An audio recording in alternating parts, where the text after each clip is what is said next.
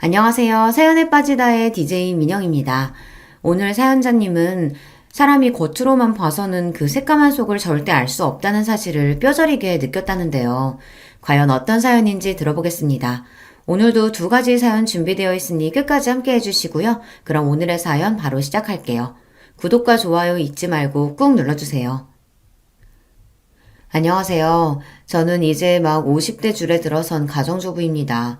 저도 40대까지는 사람이 활기도 있고 하고 싶은 것도 많고 그랬었는데 요즘은 이상하게 기분도 축축 처지고 아무것도 하고 싶지가 않아요.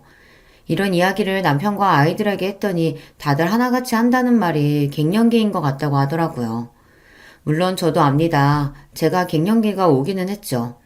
하지만 아무리 갱년기라고 한들 단순히 호르몬의 문제라고만 생각하기엔 제 마음이 너무 답답하고 힘들어요. 친구들 추천으로 영양제도 먹어보고 병원에 가서 검사도 이것저것 받아봤는데 영 효과가 없더라고요. 30대, 40대 때에는 애들 키우고 남편 뒷바라지만 하느라 매일 정신없이 살았는데요. 그래서 우울한 줄도 모르고 살았어요. 그런데 이제 애들도 다 커서 대학도 다니고 자기들 생활도 생기니 저도 특별히 신경 쓸 게 없더라고요. 그래서 더 허전하고 우울한 건 줄은 몰라도 이상하게 별거 아닌 일에 기분이 상하고 서운하고 그래요. 최근엔 별것도 아닌 걸 가지고 큰딸에게 짜증을 냈어요. 큰딸이 남자친구가 생겨서 요즘 연애하느라 바빠요. 둘이 얼마나 좋으면 평일에도 매일 만나고 주말마다 나가더라고요. 처음엔 그러려니 했는데 집안에 일이 있어도 관심도 없고 데이트만 하고 다니니 은근 서운하더라고요. 그날은 저희 친정어머니 생신이었어요. 친정어머니께서 요양원에 계셔서 제가 새벽부터 음식해서 면회 갈 예정이었습니다. 남편은 택시 운전을 해요. 원래는 항상 남편이 요양원에 함께 가곤 했는데 하필이면 그날 남편 친구가 상을 당해서 전날 장례식장에서 하루 있다가 오게 됐어요. 혼자 택시를 타야 하나 버스를 타야 하나 고민을 하고 있는데 딸이 늦게까지 자는 모습이 보이더라고요. 저는 오늘은 데이트가 없나 싶어 슬쩍 다가가 부탁을 했습니다. 딸, 오늘 외할머니 생신인 거 알지? 엄마 음식 싸서 요양원 갔다 오려고 하는데 같이 갈래? 다른 날도 아니고 생신이니 손녀까지 같이 데려가면 어머니도 오랜만에 좋아하실 것 같아 부탁했습니다. 저는 딸에게 말하면서도 어쩐지 눈치가 보였어요. 자식들 어릴 때야 제가 굳이 말하지 않아도 제가 어디만 가면 졸졸 따라다녔었지만 이제 좀 컸다고 마트라도 한번 같이 가자고 말하기가 괜히 민망스럽더라고요. 공부하고 아르바이트하고 자식들도 바쁘고 힘든데 제가 괜히 귀찮게 하는 것 같아서요. 그런데 제 말에 딸이 귀찮다는 듯 이불을 덮어버렸어요. 그러더니 한다는 말이 싸가지가 없었습니다. 아, 엄마, 나 이따가 남친이랑 영화 보기로 해서 오늘은 안 돼. 오늘은 그냥 택시 타고 갔다 와. 내가 택시비 줄게. 오전 10시가 될 때까지 침대에서 빈둥거리고 있었으면서 갑자기 남자친구랑 약속이 있답니다. 영화 시간이 언젠데 요양원 면회 시간도 얼마 안 돼서 엄마 할머니 얼굴만 보고 금방 올 거야. 같이 잠깐 갔다가 너는 남친 만나러 가면 되지. 딸이 약속이 있다곤 했지만 그 시간까지 준비도 안 하고 뒹굴뒹굴 하고 있는 게 아직 여유가 있는 것 같아 저는 한 번 더 이야기했습니다. 아무래도 음식을 만들어 싸둔 게 양이 많아서 딸에게 차로 데려다 달라고 해야 할 것 같아서요. 엄마, 나도 계속 시험 기간에 아르바이트해서 너무 피곤해서 그래. 아, 오늘은 제발 좀 쉬자. 제 말이 듣기 싫은지 딸은 잔뜩 인상을 구기며 짜증을 냈습니다. 그 모습을 보니 저도 순간 욱하더군요. 너는 딸년이라는 게 어떻게 그렇게 너밖에 모르니? 네 외할머니가 너한테 어떻게 했는데? 아무리 정신없는 노친애라도 1년에 한 번이는 생일인데 소녀가 돼서 들여다볼 생각도 안 하니? 순간 저는 울분을 토해냈습니다. 친정어머니가 첫손녀라고 제 딸을 얼마나 예뻐했는지 몰라요. 친정어머니는 평생 시골에서만 사시던 분이었는데 제가 둘째를 낳고 힘들어하니까 큰애를 봐주시겠다고 시골에서 자주 올라오셔서 큰딸을 봐주셨어요. 엄마도 무릎도 안 좋고 허리도 안 좋으면서 손녀 놀아주겠다고 동물원이고 공연장이고 혼자 데리고 다녀주셨습니다. 그렇게 키웠는데 딸년이 1년에 한 번도 할머니를 보러 가지 않겠다고 하니 서운하고 너무 화가 났습니다. 그 순간만큼은 제 속으로 낳은 자식이라도 미웠어요. 아, 왜 또 말을 그렇게 해? 그리고 나만 손녀야? 김희수한테는 말도 안 했으면서 왜 나한테만 그래? 딸려는 또 둘째랑 비교하며 자기한테만 뭐라고 한다고 하네요. 예서는 면허가 없잖아. 저기 식탁 위에 짐 좀 봐라. 엄마가 혼자 힘들게 낑낑 들고 가야 하는데 면허 있는 네가 좀 태워다 주면 안 되니? 결국은 운전해달라는 말이었네. 그러니까 내가 택시비 준다고 택시 타고 가라고 했잖아. 말해봐야 뭐 하겠어요. 자식이라고 많은 것도 아니고 딸랑 둘인데 하나같이 제 속을 알아주는 놈이 없으니 계속 말해봐야 우라통이 더 터졌습니다. 내가 그깟 택시비 없어서 그러냐? 에이그 싸퉁바가지 없는 년. 내가 너한테 뭘 바라냐? 엄마! 별것도 아닌 거 가지고 왜 그렇게 예민하게 굴어? 그리고 나한테 년이라고 좀 욕하지 좀 마. 딸 사춘기 때보다 요즘 들어 딸이랑 훨씬 더 다툽니다. 사춘기 때는 딸이 말도 안 하고 입을 꾹 다물고 있어서 제가 받아주기만 하면 됐었는데요. 제 갱년기는 화를 도저히 참을 수 없어 버럭버럭 내질러야만 화가 누그러드니 가족들하고 안 싸울 수가 없었어요. 이런 이야기를 시댁에서 동서와 함께 나눈 적이 있습니다. 친정어머니 생신날 있었던 이야기를 하면서 제가 갱년기가 오기는 왔는지 자꾸만 욱하게 되고 가족들에게 화를 내게 된다고요. 그래서 별것도 아닌 일에 서운하고 혼자 우울하다고 했습니다. 그러자 가만히 듣고 있던 동서가 기분 나쁘게 실실 웃었어요. 그러게 제가 말씀드렸잖아요. 답답하게 애들하고 남편만 바라보고 사시지 말라고요. 진작 면허도 따고 일도 했으면 지금 자식한테 부탁할 일 없죠. 평생 자식한테 헌신하면 뭐래요? 다들 대가리 크면 자기들이 혼자 큰 줄 알고 부모는 헌신짝처럼 여기는데. 저 보세요. 애 있다고 애한테 얽매이지 않고 자유롭게 살았더니 지금도 저나 애나 각자 알아서 잘만 살잖아요. 동서 말이 틀린 말이 아니라는 건 저도 잘 압니다. 하지만 동서에게 듣고 싶은 말은 그런 현실적인 조언이 아니었어요. 저는 위로가 필요했습니다. 동서야 젊어서부터 돈도 잘 벌었으니까 슈터도 쓰고 학원도 다 보내면서 키워서 그렇지. 우리 집 사정이 동서네랑 어디 같나. 다를 게 뭐가 있어요. 형님도 애 하나만 낳고 작은 직장이라도 다녔으면 지금 그 꼴은 안 당하죠. 그러게 왜 애를 둘이나 낳아서 일을 그만뒀어요? 애들도 엄마가 자기 일하고 돈 벌면 무시 못해요. 자식 때문에 속상해서 하소연 좀 했더니 동서는 단번에 저를 자식에게 무시당하는 엄마로 만들었습니다. 우리 애들이 날 무시해서 그런 게 아니라 이제 다 커서 자기들 생활이 생기니까 그렇다는 거지. 동서도 지연이 커봐. 지금이랑은 달라. 이런 이야기를 하려던 건 아니었는데 동서가 자꾸만 지금까지 살아온 제 삶을 부정하며 나쁘게 이야기를 하니 저도 은근 기분이 상하더라고요. 저는 형님이랑 달라요. 지연이가 크면 자기가 알아서 사는 거지. 제가 신경 쓸 게 뭐 있어요? 저는 지연이가 뭘 하든 간섭 안 할 거예요. 딸 키우는 게 그렇게 쉬운 줄 알아? 요즘 세상이 얼마나 위험한데. 동서도 자기 일만 신경 쓰지 말고 지연이한테 관심도 좀 가져. 한참 사춘기잖아. 동서가 똑똑하고 뭐든 잘하는 걸 알면서도 저는 괜히 자격지심에 아무 말이나 막 했습니다. 동서한테 말해봐야 제가 절대 이길 수 없다는 걸 알면서도 말이죠. 한참 사춘기 맞죠? 근데 우리 지연이는 괜찮아요. 스트레스 풀라고 제가 병원에서 매일 피부 관리도 해주고 백화점에서 쇼핑하라고 제 카드도 줬어요. 형님은 모르시겠지만 요즘 애들은 금융치료라고 해서 부모가 집에서 챙겨주는 것보다 한도 없는 카드 주는 걸 더 좋아하거든요. 그거면 사춘기고 뭐고 그냥 지나가는 거죠 뭐. 제가 이렇게 푼수해요. 동서한테 이런 이야기를 해봐야 제 마음을 이해할 리 없는데 괜한 소리를 해서 또 듣기 싫은 소리를 듣고 말았습니다. 제 동서지만 참 잘났어요. 동서는 피부과 의사입니다.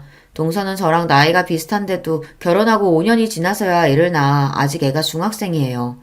의사 시험에 합격하고 나서 아이를 낳겠다고 하는 바람에 시동생이 기다려줬거든요. 동서는 대단해요. 아이를 낳고도 낳은 지 일주일 만에 바로 병원에 출근했어요. 당시에 저는 아무것도 못하고 애 둘만 키우는 것도 힘들어서 정신이 없었는데 동서는 이제 갓 태어난 신생아를 남의 손에 맡기고 열심히 일했습니다. 그 덕분에 동서는 지금 강남에서 개인 병원을 운영 중이에요. 집도 한남동의 비싼 아파트에 살고 차도 외제차가 2대나 있는 걸로 알고 있습니다. 시동생은 약사예요. 현재 동서병원 1층에서 약국을 운영 중입니다. 원래 시동생은 시댁 자랑이었어요. 어릴 때부터 공부도 잘하고 성실해서 동네에서도 유명한 모범생이라 시부모님이 떠받들어 살았었는데요. 본인보다 더 잘나고 똑똑한 아내를 만나는 바람에 어깨를 못 펴고 살고 있어요. 결혼 초에는 시부모님께서 동서를 단단히 잡겠다고 잔소리도 해보고 시집살이도 시켜봤지만 소용없었습니다. 동서는 친정이 강남에서 유명한 땅 부자라 결혼할 때 시동생 명의로 아파트도 해주고 차도 사줬어요. 나중에 시동생 약국까지 차려주셨고요. 그렇다 보니 시부모님 입장에서는 깨갱하고 며느리를 상선으로 모시는 수밖에 없었죠. 한 번은 이런 적도 있었습니다. 동서가 조카를 낳고 얼마 되지 않아 시댁에 떡하니 찾아와 애를 좀 봐달라고 했어요. 본인이 교수가 되려면 미국에 1년 동안 연수를 꼭 다녀야 한다고요. 당신 뭐 하는 거야? 그거 안 된다고 했잖아. 애가 이제 태어난 지 100일도 안 됐는데 엄마가 애 두고 미국을 어떻게 가? 동서가 미국에 가는 게 시동생과 상의된 부분은 아니었는지 시동생은 동서를 다그쳤어요. 하지만 동서는 아랑곳하지 않았습니다. 어머니 이 사람 좀 보세요.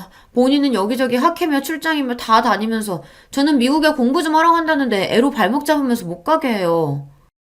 동서와 시동생은 이미 한바탕 싸우고 왔는지 둘 다 격앙된 상태로 시댁에 와선 시어머니에게 다짜고짜 애를 봐달라고 했어요. 시동생은 동서가 미국 가는 건 절대 안 된다는 입장이었고요. 당신이 레지던트 잘 마무리하고 싶다고 해서 애도 안 낳고 기다려줬잖아. 근데 애 낳자마자 기다렸다는데 미국 가는 건 너무 이기적인 거 아니야? 더군다나 우리 애를 왜 우리 엄마가 봐? 평소 조용하고 말도 없는 시동생이 저렇게 화를 내는 모습은 저도 결혼하고 처음 봤어요. 아, 그럼 어떡해. 당신은 매일 약국 때문에 바쁘고 시토한테 1년을 맡길 수는 없잖아. 미국 가는 것도 우리 부모님이 지원해 주시는데 거기다가 애까지 봐달라고 할 순 없잖아. 동서와 시동생은 이미 서로 감정의 골이 깊어 보였습니다. 일과 육아 문제에 있어서 전혀 상의가 되지 않은 상황이었죠. 그만 좀 해라. 아휴, 능력 있는 며느리 모시고 살기 힘들다. 꼭 그렇게 너 하고 싶은 대로 다 하고 살아야겠니? 제가 애 하나 낳았다고 하고 싶은 거 못할 건 또 뭐예요? 애 봐주기 싫으시면 놔두세요. 그냥 저희 부모님께 부탁드릴게요. 내가 지금 애 봐주기 싫어서 이러니? 애도 애지만 부부가 어떻게 1년이나 떨어져 살아? 앞으로 평생 살아야 하는데 1년 정도 떨어져 있는 게 뭐 어때요? 어차피 지금도 뭐 대단히 사이좋은 부부는 아니에요. 당시에 저도 애 둘 키우면서 힘들었던 때라 사실 동서가 부럽기도 했어요.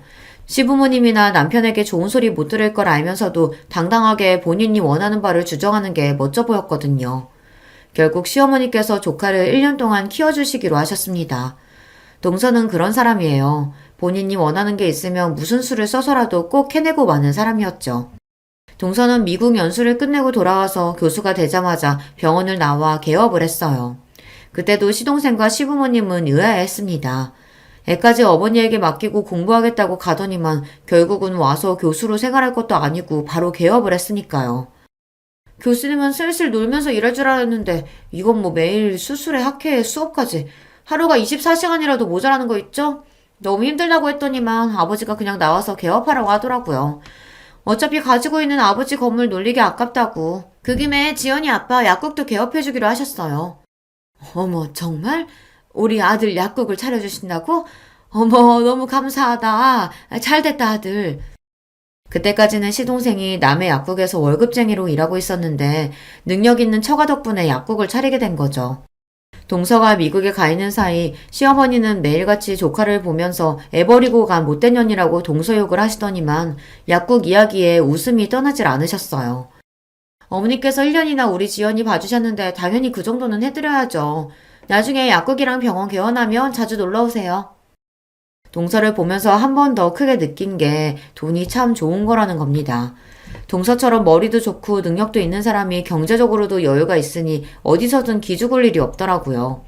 결혼하고 5년 동안 아이를 낳지 않아도 당당하고 애를 낳자마자 남편과 아이를 두고 미국에 가도 당당하고 그러고 돌아와 돈으로 모든 보상을 하고 나니 다들 한마디도 안 하더라고요. 물론 그런 동서를 보면서 저도 사람인지라 자존심이 상할 때도 있고 자격지심이 느껴질 때도 있었어요. 그럴 때마다 저는 애써 웃어 넘겼습니다. 차이가 나도 너무 차이가 나다 보니 저는 아예 동서와는 다른 세상 사람이라고 생각하는 편이 편했어요.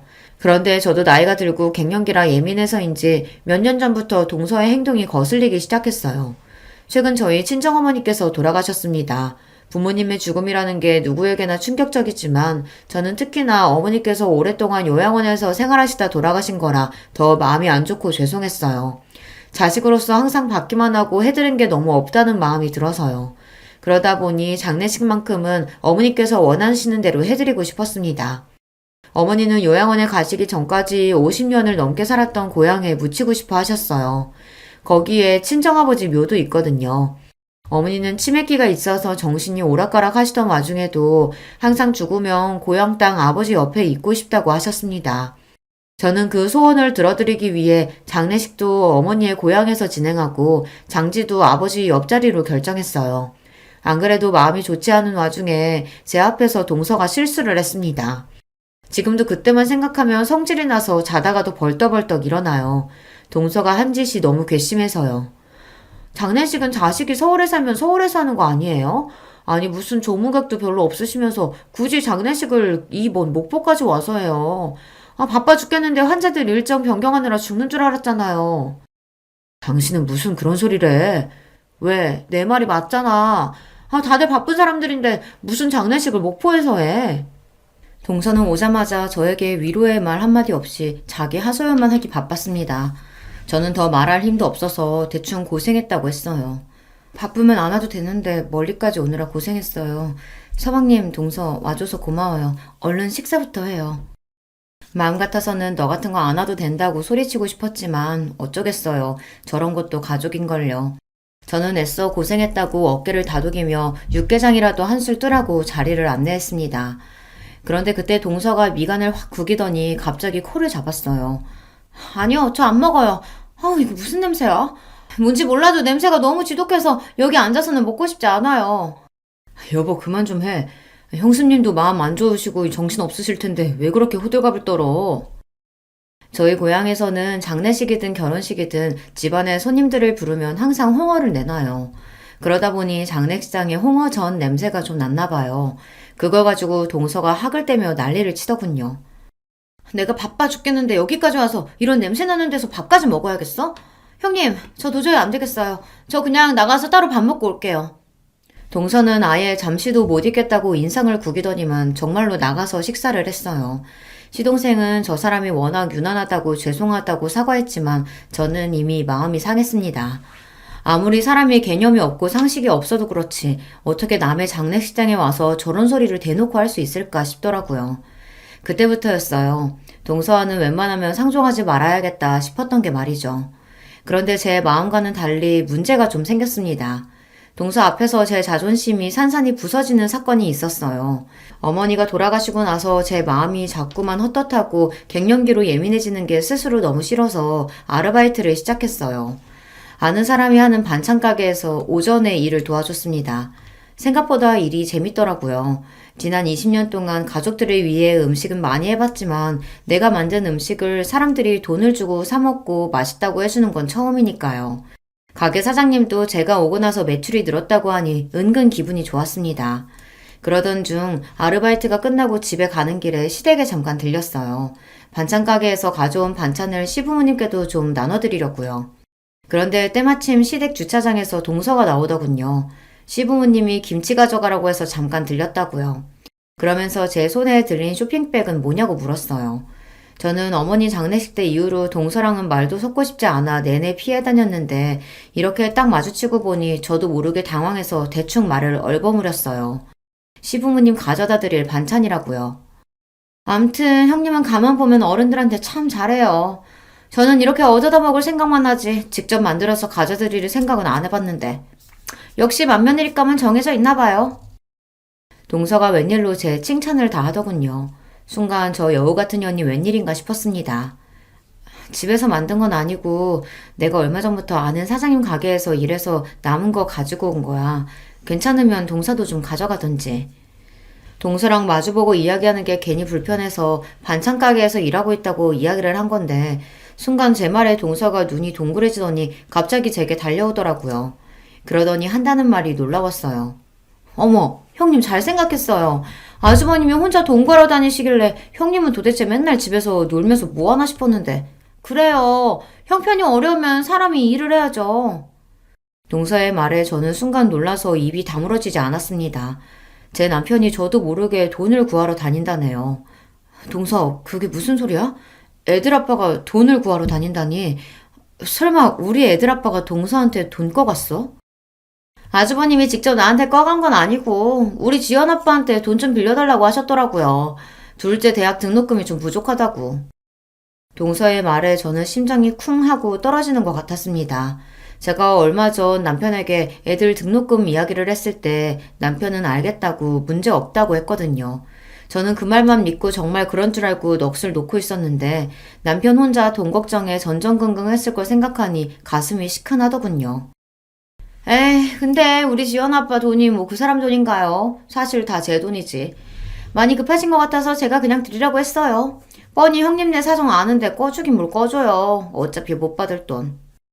동서는 역시나 참 대단합니다. 같은 말을 해도 사람을 바보로 만드는데 일가견이 있어요. 남편이 저에게 말을 안 했는데 둘째 대학 등록금이 부족해서 시동생에게 빌렸나 봐요. 속마음은 우라통이 터지고 가슴이 찢어지는 것 같았지만 재수없는 동서 앞에서 티를 낼 수가 없었죠. 그런 일이 있었구나. 나는 모르고 있었네. 동서 미안하고 고마워. 그 돈은 내가 금방 갚을게. 아니에요 형님. 내가 꼭 돈 내놔라고 한 것처럼 사람 민망하게 왜 그래요. 우리한테 돈 몇백이 뭐 돈인가요? 정말 괜찮으니까 신경 쓰지 마세요. 아니야 동서. 그 돈 내가 꼭 갚을 거야. 그러니까 괜한 소리 하지 말고 그냥 받아. 동서와 이야기를 나누면 나눌수록 제 감정은 점점 더 격앙되었습니다. 자존심이 너무 상해서요. 형님, 왜 또 정색하고 그러세요? 사람 무섭게. 우리 형님 이제 보니까 자존심 엄청 강하시구나? 알았어요, 알았어. 그 돈 갚으세요. 제가 다 받을게요. 동서는 대단히 인심이라도 쓰는 것처럼 돈을 받겠다며 실실 웃었어요. 제가 그동안 참 멍청했습니다. 매일 살 비비고 사는 남편이 무슨 생각을 하고 사는지도 모르고 저 혼자 갱년기니 뭐니 하면서 세상 편한 소리나 하면서 살았어요. 그날 저녁 저는 남편에게 동서와 있었던 일을 조심스럽게 이야기했습니다. 그렇게 힘들면 말을 하지 왜 끙끙 앓았냐고요. 그러자 남편은 오히려 제 걱정을 했어요. 동서가 또 기분 상하게 한 건 아니냐고 말이죠. 당신 장모님 돌아가시고 힘들어하는 거 뻔히 아는데 거기다가 대고 돈 이야기를 어떻게 해. 그때는 수금이 늦어져서 그런 거니까 걱정하지 마. 내가 금방 그 돈 갚을 거니까. 남편은 참 착한 사람입니다. 평생 혼자 처자식 먹여 살리느라 고생도 많이 하고 힘든 일도 많았을 텐데 저에게는 항상 괜찮다고 걱정하지 말라고만 합니다. 저는 변하기로 했습니다. 고등학교 졸업하고 서울에 올라와 배운 것도 없이 결혼해서 애들 키우며 사느라 현실에만 안주하고 하루하루 의미 없이 살았었는데 이제는 그러지 않을 거예요. 저는 아르바이트 하던 반찬 가게에서 정직원으로 새벽부터 오후까지 일했습니다. 결혼하고 처음으로 제가 일에 월급을 받아 남편에게 줬어요. 남편은 고생스럽게 왜 일을 하냐고 했지만 저는 괜찮다고 했습니다. 처음 하는 일이지만 즐겁고 재밌다고요.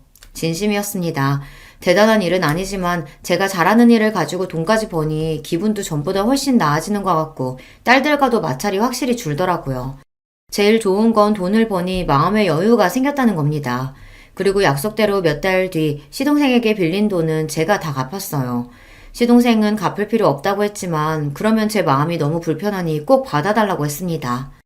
그러던 어느 날이었습니다. 시아버지 팔순이시라 시댁에서 가족들끼리 모여 식사를 하기로 했어요.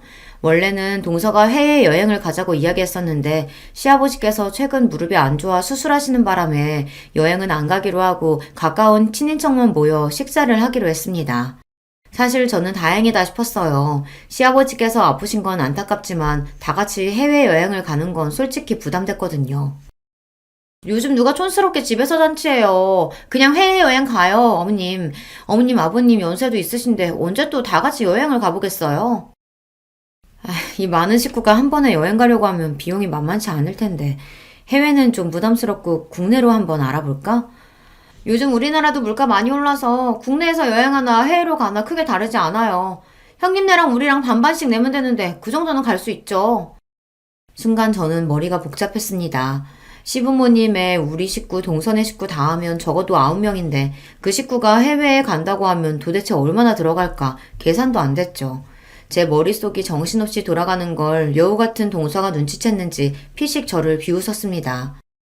형님, 반씩 내는 것도 부담스러우시면 그냥 저희가 다 낼게요. 그거 얼마나 한다고 티나게 그렇게 놀라고 그래요. 제 표정만 보고 비웃더니만 동서는 본인이 다 내겠다고 했어요. 그러다 시부모님은 됐다고 손사래를 치셨죠. 됐다 됐어. 자식들 힘든데 다 늙어서 해외여행은 무슨 해외여행이야. 젊은 너희들이나 갔다 와. 우리는 안 가도 돼. 형님이 시댁이랑 여행 가는 거 불편한 티 팍팍 내서 아버님 삐지셨잖아요. 아버님 걱정하지 마세요. 둘째 며느리가 비행기 꼭 태워드릴게요. 동서는 꼭 말을 해도 사람을 이상하게 만들면서 이야기했습니다. 꼭 마치 제가 시부모님이랑 여행 가기 싫어하는 것처럼 만들어버리더라고요. 저는 듣다 기분이 나빠서 동서는 무슨 말을 그렇게 하냐고 한마디 하려던 참이었습니다.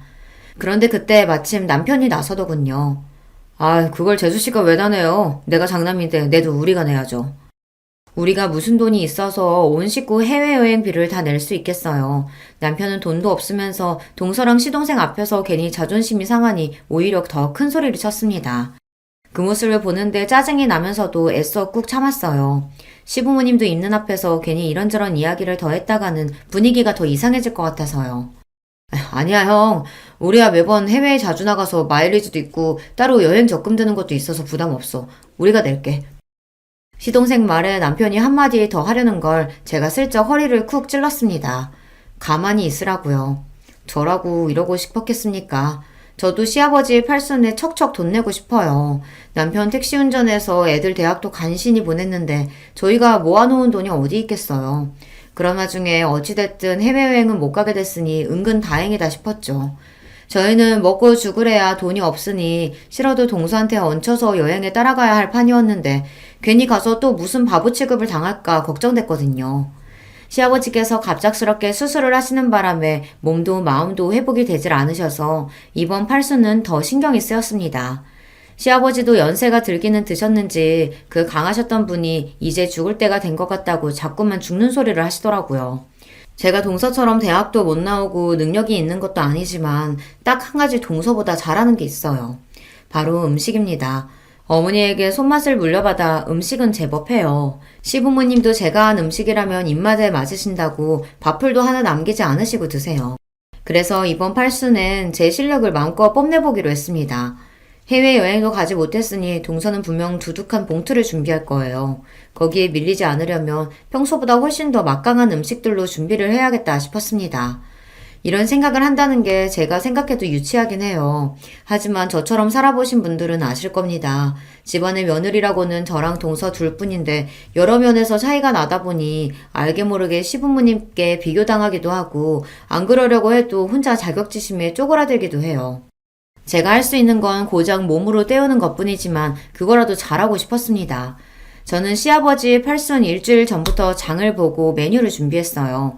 장을 보고 있는데 동서한테 연락이 왔길래 음식 준비하느라고 장을 보고 있다고 했더니만 저더러 뭐하러 사서 고생하냐고 하더라고요. 아, 형님은 답답하게 왜 그런 짓을 하세요? 요즘 출장 뷔페랑 배달 음식이 얼마나 잘 돼 있는데요. 우리 그냥 시켜서 먹어요. 출장 뷔페나 배달 음식도 좋지. 근데 동서도 알잖아. 아버님 밖에 음식 안 좋아하시는 거. 다른 날도 아니고 팔순 생신인데 그냥 집에서 준비하지 뭐. 동서도 그날 시간 괜찮으면 일찍 와. 얼마 전 명절에 동서 말대로 제사 음식을 배달시켰다가 시아버지에게 저만 혼났어요. 매번 하던 거 귀찮아서 그걸 돈 주고 샀냐고요. 다행히 시어머니께서 나서서 힘들어서 이번에만 샀다고 이야기하고 대충 넘어가긴 했지만 원래 시아버지는 밖에서 사다 먹는 음식을 싫어하십니다. 그냥 사 먹고 한번 욕 먹으면 되지. 형님은 피곤하게 사신다니까. 어쨌든 음식은 형님이 하기로 한 거니까 형님이 알아서 하셔야지. 제가 일찍 뭐하러 가요. 저는 그 전날도 출근이라 힘들어요. 저는 그냥 시간 맞춰서 갈게요. 동서에게 기대하지도 않았습니다. 제가 음식을 준비한다고 하면 동서는 사먹는 게 훨씬 좋다고 할 줄 알았어요. 대충 시아버지에게 욕 한 번 먹으면 끝날 일이라고요. 동서야 그렇죠. 욕을 먹어도 제가 먹고 본인은 봉투나 휙 들이면 그만이니까요. 저는 더 듣고 싶지 않아 대충 알겠다고 대답하고 전화를 끊었습니다. 생각이 있는 사람이면 시아버지 형제분들도 오시니 알아서 오겠지 싶어서요. 그런데 제가 동서를 몰라도 한참 모르고 있었더군요. 시아버지 팔순 당일 동서는 손님들 오시기 30분 전에야 시댁에 왔습니다. 정말 손님처럼 말이죠. 둘째, 너는 아무리 바빠도 그렇지 큰애랑 나랑 음식하느라 정신없는 거 뻔히 알면서 오늘만큼은 좀 일찍 오지 그랬냐. 동서에게 이야기해봐야 소용없다는 걸 시어머니도 아시다 보니 웬만해서 동서에게 잔소리를 잘 안 하시지만 그날만큼은 제가 며칠 전부터 음식 준비하느라 고생한 걸 다 보셨으니 일부러 저 들으라고 동서에게 한 소리 하시는 것 같더라고요. 하지만 그런 말에 신경 쓸 동서가 아니었습니다. 어머님도 참 요즘에 어떤 시대인데 음식하는 거 가지고 잔소리를 하세요. 그리고 제가 보통 며느리예요? 바쁜 의사 며느리인데 이 정도는 이해해 주셔야죠. 동서는 애교 섞인 목소리로 재수없는 소리를 아무렇지 않게 해댔습니다. 시어머니는 아이고 아이고 소리만 두어 번 내시더니 답답하다는 듯 주방을 나가버리셨어요. 어머, 뭘 이렇게 많이 하셨어요? 식구도 얼마 없는데 대충 먹을 거만 하시면 되지. 쓸데없이 가짓수는 왜 이렇게 많이 하셨대? 동서는 시어머니께서 주방을 나가시자마자 무슨 검사라도 하러 온 사람처럼 이것저것 맛을 보더니 굳이 쓸데없는 음식까지 뭐하러 이렇게 많이 했냐입니다. 저는 허리도 한번 못 펴고 준비를 했는데 고생했다는 말도 없이 저 따위로 말하니 사람이 순간 기분이 확 상하더군요. 동서는 살림의 살자도 모르고 음식이라고는 해본 적도 없어서 잘 모르나 본데 잔치 음식에는 다 기본 구성이라는 게 있는 거야. 여기 쓸데없는 음식은 하나도 없어. 아, 그래요? 누가 보면 호텔 주방장이라도 모신 줄 알겠어요. 제 말이 기분이 나빴는지 동서는 곧바로 얼굴을 구기더니 비아냥거리더군요. 그날만큼은 저도 동서에게 지고 싶지 않았습니다. 사람이 아무리 바쁘고 일이 많아도 뻔히 제가 시아버지 생신상을 준비한다는 걸 알고 있었으면서 손님처럼 와서 얻어먹으려고만 하는 꼴이 얄미웠거든요. 음식 그만 좀 만지작거리고 앞침 하나 좀 매. 이거 다 가져다 놔야지. 음식이 쓸데없는 것만 있네, 먹을 게 없네 하는 소리를 짓거리더니만 자꾸만 손으로 음식을 덥석덥석 집어먹는 꼴이 기가 막혔어요. 저는 옆에 있던 앞치마를 동서에게 건넸습니다. 하나씩 들고 거실로 나르자고요. 그런데 그때 제가 건넨 앞치마를 툭 내려놓은 동서가 기가 막힌 소리를 했습니다. 형님이 다 알아서 한다고 하시더니 왜 자꾸 저한테 시키세요? 제가 남들처럼 주방에 들어가서 음식이나 하려고 이렇게 뼈 빠지게 공부한 줄 아세요? 음식 같은 건 형님처럼 못 배운 사람이나 하는 거죠. 전 아버님 드리려고 용돈 두둑히 챙겨왔거든요. 일은 몸으로 대충 때우시는 형님이 다 하세요. 세상에 동서가 싸가지 없는 거야 진작 알고 있었지만 이 정도일 줄은 몰랐습니다. 동서는 자기 할 말만 내뱉더니 그대로 몸을 돌려 거실로 나가려고 했어요. 순간 욱한 저는 저도 모르게 동서의 머리채를 잡았습니다. 형님! 지금 뭐 하는 거예요? 이거 안 나요? 야, 너 뚫린 입이라고 아무 말이나 하면 되는 건 줄 알아? 너 내가 지금까지 예뻐서 봐준 줄 알아? 이게 돈 좀 있다고 어디서 유세야! 저도 제가 이런 행동을 할 줄은 꿈에도 몰랐습니다. 너무 화가 나고 짜증이 나니 손이 저절로 동서의 머리채를 흔들고 있더군요. 그 순간 시어머니께서 부르시는 소리가 들렸습니다. 손님들 오셨다고요. 저는 놀라서 잡고 있던 동서의 머리채를 확 놓아버렸습니다. 저는 애써 당황한 채를 숨기며 동서를 쏘아봤어요. 한 번만 더 내 앞에서 재수없게 굴었다간 가만히 안 둘 거니까 그런 줄 알아. 저는 당당하게 제 할 말을 하고 동서보다 앞서 거실로 나갔습니다.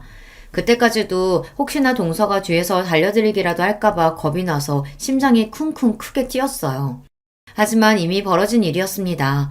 앞으로 동서가 저에게 무슨 짓을 하든 저도 더는 봐주지 않기로 했어요. 저는 곧장 거실로 나가 손님들에게 인사부터 드렸습니다.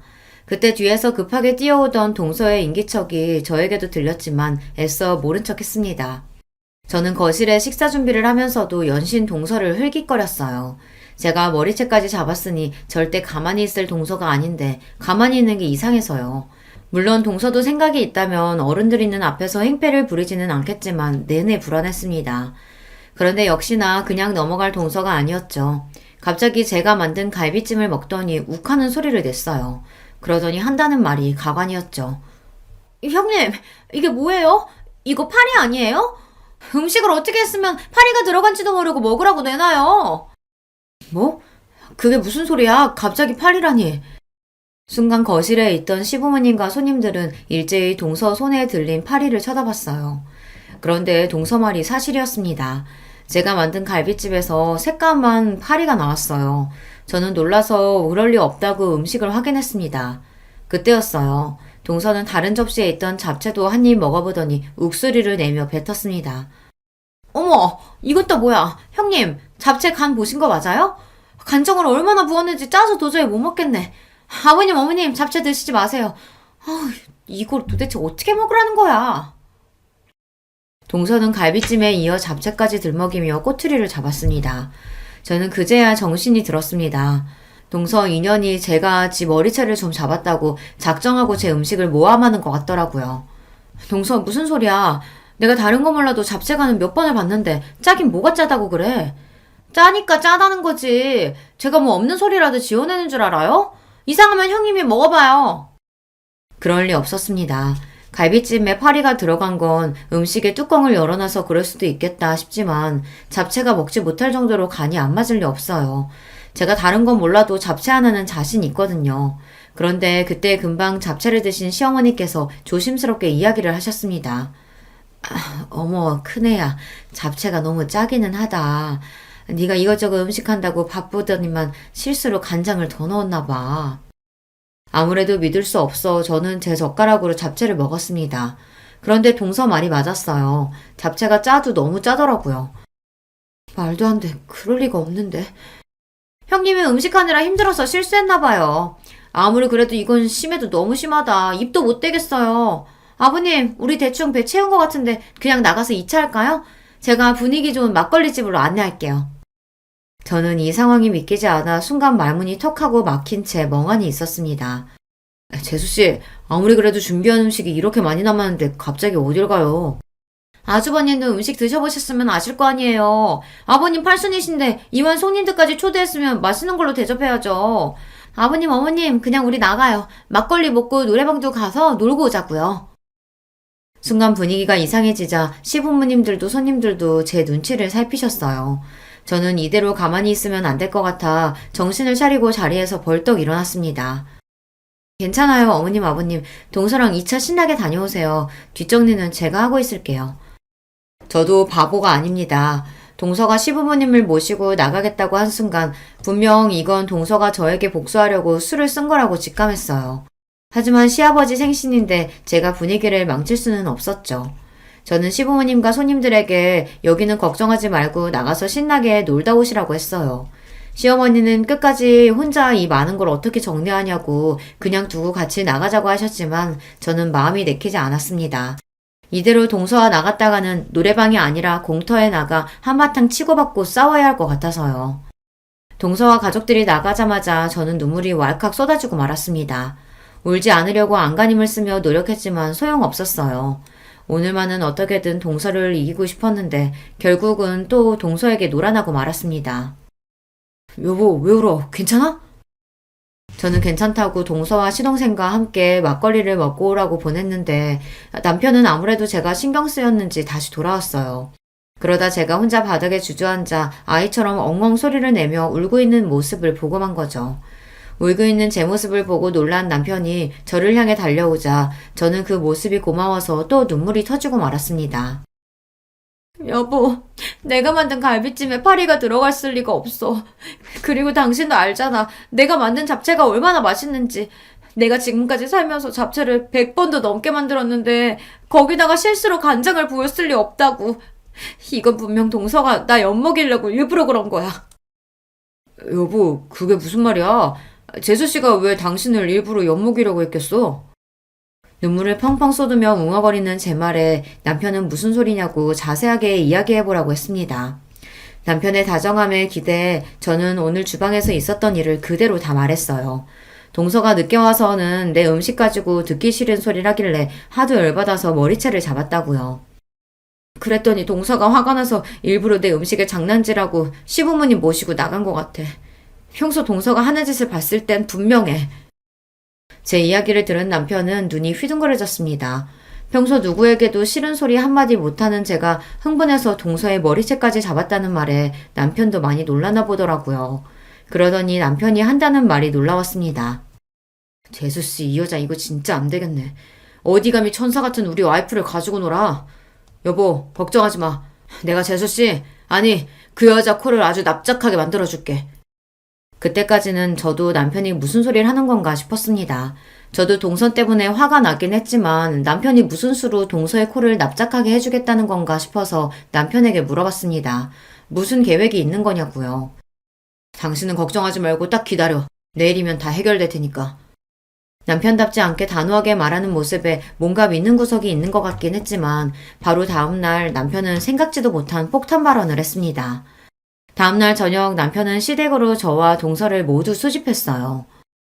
어제 생일이라고 거하게 상도 차려주고 막걸리에 노래방까지 가서 신나게 놀았으면 됐지.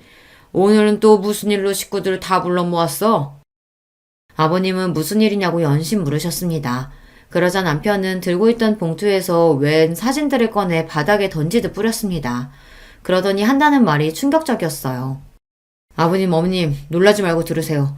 이게 바로 아버님, 어머님이 예뻐했던 둘째 며느리의 진짜 모습이니까. 남편의 말에 자리에 있던 시부모님과 저는 의아한 얼굴로 바닥에 떨어진 사진을 주었습니다. 뭐야, 둘째야.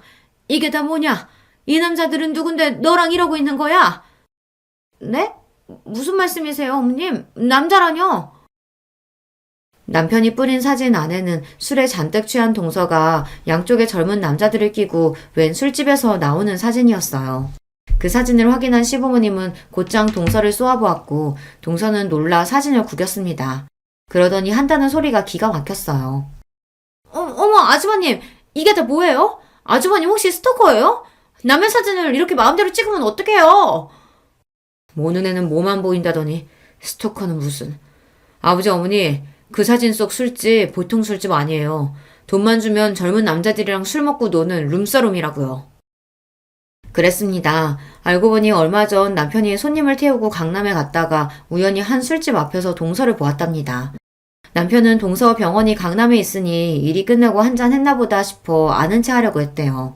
동서가 술에 많이 취했으면 집에 데려다 주려고요. 그런데 그때 동서 뒤에서 웬 젊은 남자들이 나타나더니 동서를 부축해 남편이 운전하는 택시를 잡았답니다. 그러더니 동서를 남편의 택시 뒤에 태운 거예요. 동서를 태운 남자들은 딱 봐도 동서의 동료가 아닌 것 같았답니다. 생김새도 의상도 범상치 않았대요. 뒷좌석에 탄 동서는 술을 얼마나 많이 먹었는지 취해서 남편을 알아보지도 못했답니다. 남편이 이런저런 말을 거는데도 아예 알아듣질 못했대요. 그날 남편은 곧바로 시동생에게 연락해 동서를 데려다 줬답니다. 그리고 남편이 강남에서 본 광경을 그대로 이야기한 거예요. 남편의 말에 시동생은 뭔가 짐작가는 게 있었는지 본인이 알아볼 테니 남편에게는 걱정하지 말라고 했답니다. 그러고 보니 시아버지 팔순날 시동생의 표정이 어둡기는 했어요. 동서와 일절 이야기를 나누지도 않았고요. 이거 내가 찍은 게 아니라 종혁이가 재수씨한테 사람 붙여서 찍은 거예요. 아주 주말마다 호스트바 가서 신나게 노셨더라고요. 거짓말할 생각은 애초에 하지 마요. 사진은 이거 말고도 엄청 많으니까. 그날 이후 시동생은 동서가 술집에 다닌다는 증거를 찾기 위해 사람을 붙였답니다. 그리고 이혼을 준비하고 있었어요. 말도 안 돼. 당신들이 어떻게 나한테 이럴 수가 있어? 호스트바가 뭐, 돈 있으면 여자가 갈 수도 있지. 동서는 시부모님도 계신 앞에서 더러운 본색을 드러냈습니다. 바닥에 떨어진 사진을 벅벅 찢으며 자기는 잘못한 게 없다고 뻔뻔하게 굴었어요. 저는 동서의 뻔뻔함에 소름까지 돋았습니다. 아이고, 이게 다 무슨 일이라니. 동서가 숨겨왔던 진짜 모습이 드러나자 시부모님도 놀라서 뒷목을 잡으셨어요. 얼마 뒤 동서와 시동생은 이혼했습니다. 시동생은 알게 모르게 동서랑 살면서 쌓인 게 많았는지 동서의 귀책 사유들을 샅샅이 찾아내 법원에 제출했습니다. 사람이 하나를 보면 열을 안다고 남인 저에게도 그렇게 못되게 굴었는데 남편에게는 오죽했겠어요. 시동생은 정신적 피해 보상에 대한 위자료도 청구했답니다. 양육권 문제로 아직 소송 중이지만 조카가 동서보다는 시동생과 살고 싶어 해서 양육권도 곧 가지고 올 수 있을 것 같아요. 저는 살다 누군가의 이혼을 이렇게 응원하게 될 줄은 몰랐습니다. 저도 웬만하면 자식을 위해서라도 부부가 서로를 이해하고 화목하게 살아야 한다고 생각하는 사람이지만 동서는 아니에요. 사람이 많이 배우고 직업도 의사면 뭐래요. 인간이 덜 되는걸요. 여러분도 시동생이 동서와 이혼하길 잘한 거라고 그런 여자랑 살았으면 더 불행했을 거라고 응원하는 댓글 좀 많이 달아주세요. 여러분의 댓글이 우리 가족에게는 큰 힘이 될 겁니다. 끝까지 우리 가족 이야기 들어주셔서 감사해요. 여러분의 가정에는 언제나 즐거운 일만 가득하시길 바랄게요. 저는 어느덧 40대에 접어든 직장인입니다. 저는 학창시절에 참 재미없는 학생이었어요. 공부밖에 모르고 연애도 할 줄 몰라서 초중고에 이어 대학교를 졸업할 때까지도 도서관에서만 살았습니다. 뒤늦게 군대에 다녀올 때까지 흔히 말하는 못쏠, 모태솔로였습니다. 태어나서 한 번도 연애를 해본 적이 없다는 뜻입니다. 그런 저에게도 결혼을 할 기회가 찾아왔습니다. 아내와는 집안 어른을 통해 주선된 선자리에서 처음 만났어요. 교사로 한동안 재직하셨던 큰아버지의 제자라고 하더라고요. 큰아버지는 그녀의 중학교 시절 담임 선생님이었는데 이렇게 참하고 착실한 처녀가 없는데 자라면서 저처럼 연애도 제대로 못하고 이날까지 시집을 안 가고 있었다고 하네요. 그러다가 제가 군대를 전역하고 사회인이 되었을 무렵 큰아버지께서는 그런 저를 눈여겨보시다가 자신의 애제자와의 만남을 주선시켜 주셨습니다. 처음 만난 아내의 모습은 정말 아름답게 그지없었습니다. 왜 이런 아리따운 여인이 이제껏 시집도 못 가고 연애다운 연애도 제대로 못 해봤는지 이해할 수가 없었습니다. 공부밖에 모르던 샌님인 저에게는 아깝다는 생각마저 들 정도였습니다. 그런데 대화를 좀 나눠보니 확실히 남자랑 대화하는 게 어색해 보이긴 했습니다. 대화도 툭툭 끊어지고 무엇보다 저를 그다지 마음에 들어하지 않는 것 같아 보였습니다. 그러면 오늘은 이만 이렇게 일어날까요? 네, 다음에 봬요. 뻘쭘한 분위기를 더 못 견딘 제가 자리를 펴하는 제안을 했고 그녀는 상투적인 다음에 보자는 말로 인사를 나눈 뒤 그날은 그렇게 헤어졌습니다. 어색해하던 그녀의 모습을 떠올리면서 이번 만남도 물 건너 갔구나 싶었습니다. 그런데 며칠이 지나서 그녀에게서 먼저 문자가 와 있었습니다. 준석 씨, 그날 잘 들어가셨어요? 우리 다음에 보기로 했는데 언제가 좋을까요? 저는 당연히 그녀가 첫 만남에서 헤어질 때 한 다음에 보자는 말이 그냥 예의상 인사치레로 하는 말이라고 생각했는데 그녀는 진심으로 한 말이었습니다. 아, 봐요 우리.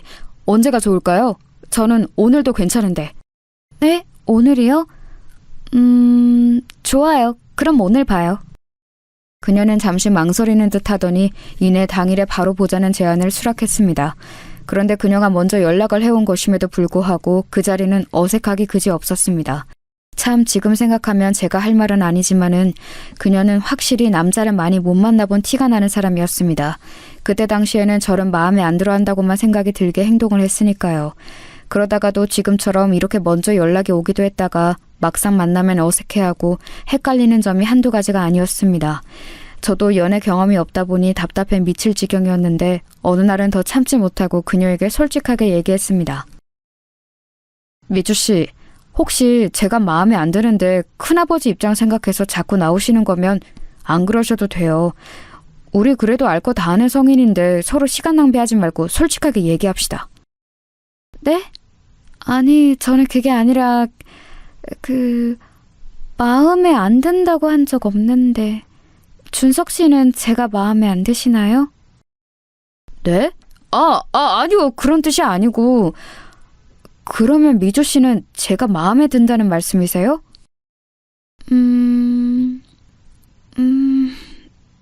네. 그녀는 몇 차례 쭈뼛거리더니 이윽고 힘겹게 긍정의 대답을 했습니다. 저는 답답한 마음에 이 관계를 빨리 끝내는 게 좋겠다는 생각에 던진 말이었는데 이내 돌아온 아내의 답변이 저를 마음에 들어한다니 살면서 여자 입에서 그런 이야기를 들어본 게 처음이어서 많이 당황스러웠던 기억이 납니다. 저는 미주 씨가 저 마음에 안 들어 하시는 줄 알았어요.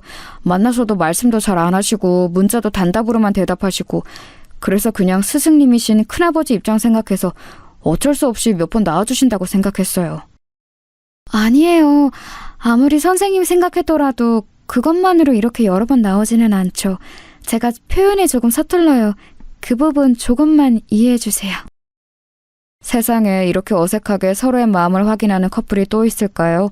그날 이후부터 못소리였던 어색했던 시작을 뒤로 하고 누가 먼저랄 것도 없이 자연스럽게 마음을 열고 교제를 시작했습니다. 교제 초반에는 아내가 계속해서 어색해하던 모습이 잊혀지지가 않습니다. 만나서 데이트할 때 어색함이 계속되는 것은 물론 떨어져 있을 때도 문자의 답도 잘 안 하고 전화도 잘 안 받을 때가 많았습니다.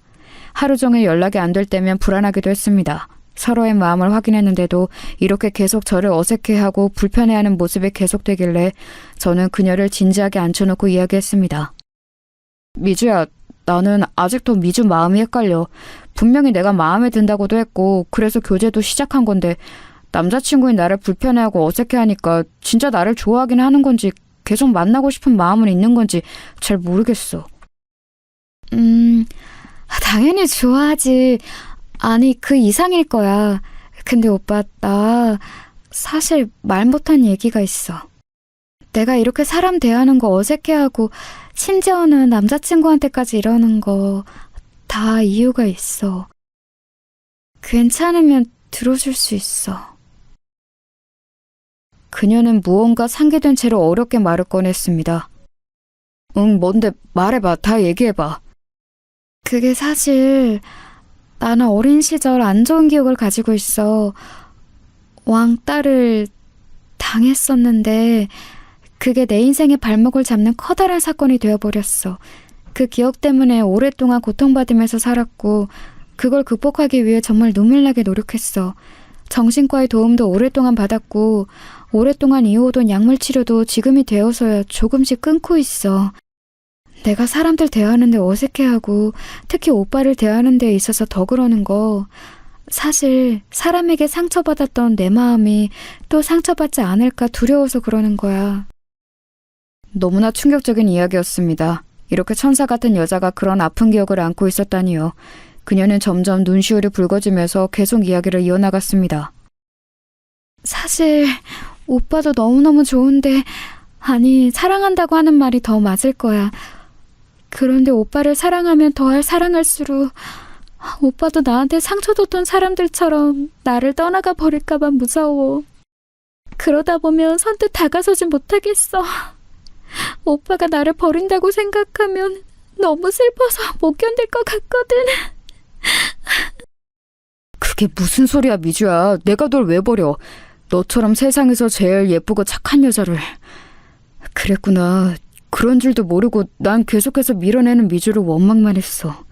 미주야, 나는 어떤 일이 있어도 네 곁에 이렇게 있을 거야. 걱정하지 마. 저는 그녀를 꼭 안아주면서 언제까지고 곁에 있을 거라며 위로했고 그녀는 끝내 크게 울음을 터뜨렸습니다. 그날 이후로 그녀는 제게 더욱더 마음을 열게 되었고 그 특유의 어색함이 잘 없어지지는 않았지만 그래도 그녀 입장에서 많이 노력하면서 관계를 이어나갔습니다. 그렇게 2년여의 교제 끝에 저희는 결혼을 하게 되었습니다. 미주야, 아니 여보, 이제부터 죽을 때까지 우리는 부부야. 부부로서 남은 인생 행복하게 살자. 고마워. 오빠 정말 고마워. 아내는 결혼식 날 눈물을 정말 많이 흘렸습니다. 자신의 인생이 이렇게 기쁘고 행복한 날이 올 것이라고 기대하지 않았다고 합니다. 그리고 무엇보다도 저희 만남을 주선해 주셨던 큰아버지가 정말 문자 그대로 펑펑 우셨습니다. 모르는 사람들이 봤으면 큰아버지가 아내의 친아버지일 거라고 생각했을 거예요. 이 정도로 아내와 큰아버지가 각별한 사제지간인 줄 그날 다시금 새롭게 느꼈습니다. 저는 아내의 지난 모든 상처를 다 덮어주고 다 깨끗이 치유해주고 싶었습니다. 할 수만 있다면 아내를 괴롭힌 사람들을 찾아다가 법에 무서운 철퇴를 가하고 싶었습니다. 지금이라도 늦지 않았으니 그렇게 해보자고 아내에게 슬며시 몇 번 제안해보았지만 아내는 또 다른 보복이 무섭다며 늘 거절했습니다. 저도 아내가 두려워하는 바가 무엇인지 알기에 더는 강요하지 않았습니다. 아내의 힘들었던 과거와는 반대로 저희 부부의 결혼 생활은 행복 그 자체였습니다. 아내는 결혼을 하니까 연애할 때보다 훨씬 더 헌신적으로 변했습니다. 한 번 세상에 상처를 받았던 사람이다 보니까 세상에든 저에게든 완전히 마음을 열지 못하다가 결혼이라는 울타리 안에서 부부가 되고 나니까 저를 일생의 사랑으로 받아들인 것 같았습니다. 그렇게 제게 완전히 마음을 연 아내 덕분에 하루하루가 행복했습니다. 매일 새벽같이 일어나서 정성스런 도시락을 차려주었고 저녁에 퇴근하고 돌아오면 언제나 칠첩 반상이 차려져 있었습니다. 항상 저의 와이셔츠는 주름이 없이 빳빳하게 펴져 있었고 출장이라도 가는 날에는 캐리어 안에 속옷부터 양말, 겉옷까지 완벽하게 깔끔하게 정리가 되어 있었습니다. 모두 아내가 준비해준 것이지요. 저는 정말로 이런 호사를 누려도 되나 싶었습니다. 직장 동료들도 늘 정성스럽게 차려진 제 도시락을 보면서 부러워했고 장가 가더니 사람이 더 깔끔해졌다며 칭찬했습니다. 현모양처라는 말이 더 이상 시대에 맞지 않는 말이 되어가는 요즘이지만 제 아내는 문자 그대로 현모양처 그 자체였습니다. 그러다 하루는 아내가 몸살이 심하게 난 적이 있었습니다. 그런데 몸살이 그렇게 심한데도 퇴근하고 돌아온 저를 위해 저녁상을 차리고 있는 게 아니겠어요? 아니 여보, 몸도 안 좋은데 무슨 저녁이야. 내가 알아서 챙겨 먹을 테니까 여보는 얼른 누워서 쉬어. 아니야 오빠, 그래도 밥은 집밥으로 챙겨 먹어야지. 아내는 끙끙대며 기어코 밥상을 다 차리더니 그제야 방 안에 들어가 몸을 뉘었습니다. 나중에 알고 보니 아내가 심하게 감기 몸살이 걸린 데에는 다 이유가 있었습니다. 그날은 여름마다 돌아오는 아파트 수도관 청소 때문에 온수가 하루 종일 안 나오는 날이었는데 하필이며 전날 쏟아진 폭우로 집안이 몇 시간 동안 정전이 됐었다고 합니다. 다음날 출장인 저희 옷가지들을 미처 다 빨지 못한 상태였는데 아내는 세탁기도 안 돌아가는 상황에서 찬물로 손빨래를 다 했다고 하네요. 아무리 여름이었지만 쪼그려 앉아서 그 많은 빨래를 찬물로 손빨래를 하다 보니 몸에 무리가 갔던 것입니다. 아내는 고무장갑 끼고 빨래를 하면 깨끗하게 때가 지워지지 않는다고 늘 맨손으로 손빨래를 하던 버릇이 있었습니다. 그런데 옷까지 몇 개도 아니고 몇일치 빨래를 그렇게 하다 보니 안 그래도 몸이 약한 아내가 몸살이 날만도 했습니다. 저는 그쯤 되자 아내의 그런 헌신을 마냥 고맙게 넙죽 받을 수만은 없었습니다. 그래서 누워있는 아내에게 다가가 조심스레 얘기를 꺼냈습니다. 여보, 좀 괜찮아? 고마워. 몸도 안 좋은데 나를 위해서 이렇게. 아니야, 여보. 아내로서 당연히 해야지. 국 간은 잘 맞았어?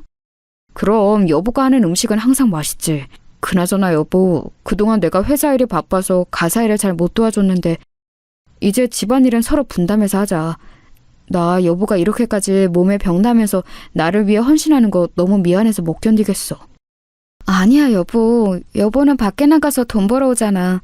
여보는 집안일 걱정 아무것도 하지 말고 그냥 밖에 나가서 마음 편히 일하는 데만 집중해. 나는 금방 또 괜찮아질 거야. 여보, 나는 너무 고마운데 가끔 여보가 나한테 헌신하는 거 보면 솔직히 무언가에 쫓기는 것 같은 느낌이 들어. 우리 결혼 전에 여보가 나한테 했던 말 나 아직도 기억해. 내가 당신을 떠날지도 모른다고 했던 말. 혹시 당신 나한테 이렇게까지 정성스럽게 헌신하는 게 그런 두려움에서 그러는 건 아니야? 아내는 제 말을 듣자 한참을 말을 잇지 못했습니다. 그러더니 지난주에 정신과 상담에 다녀온 얘기를 했습니다. 지난주에 상담실에 갔는데 선생님이 그러시더라. 내 얼굴이 너무 좋아졌대. 결혼하고 나서 진정한 행복을 찾은 것 같다고 선생님도 많이 기뻐하셨어. 내 이런 밝은 모습은 처음 본대. 그래서 약을 이제 끊어도 될 것 같다고. 그래? 그거 듣던 중 반가운 소리네. 그런데 한 가지 염려되는 게 있다고 하셨어. 내가 얼굴도 좋아지고 다 좋은데 무언가 알 수 없는 초조함이 엿보인대. 그 부분을 제대로 다루기 전까지 함부로 약은 끊을 수 없다고 하셨어. 그게 뭔데? 그 초조함이라는 게 설마... 맞아. 여보가 지금 말한 그 부분이야. 나 사실 여보랑 결혼하고 세상을 다 가진 것 같았어. 정말 행복했고 여보를 위해서 내가 할 수 있는 건 뭐든지 다 해주고 싶었어. 그런데 어느 순간부터 선생님이 그 부분에 대해서 계속 우려를 표하시더라고. 계속 쫓기고 있는 느낌이 든다면서. 그런데 그럴수록 나는 인정하고 싶지 않았어. 그래서 선생님이 그럴 때마다 주문처럼 아니야, 나는 쫓기고 있지 않아. 나는 남편을 사랑해서 이 일을 하는 거야 라고 되뇌었어. 그 마음은 어느새 선생님을 향한 반발심이 되어서 선생님이 말이 틀리다는 것을 증명이라도 하려는 듯 더 내 몸을 괴롭히면서 여보를 내조했어. 그러다가 이렇게 몸살이 심하게 나버린 거야. 그러니까 마음이 더 불안해졌어. 내가 근원적으로 가지고 있었던 여보가 나를 떠나면 어떡하지 하는 그 두려움. 결혼과 동시에 사라졌다고 생각했거든. 그런데 그게 아니었나 봐. 그리고 그 마음이 아직도 남아있다는 걸 인정해버리면 또다시 여보가 나를 떠날지도 모를 생각에, 그런 생각에 더 내 몸을 갈아가면서 집안일을 했던 것 같아. 아내는 긴 고백을 늘어놓다가 눈물이 차올라서 더 이상 말을 잇지 못했습니다. 저는 그런 아내를 꼭 안아주면서 말했습니다. 여보, 다시 말하지만 나는 결코 당신 곁을 떠나지 않아.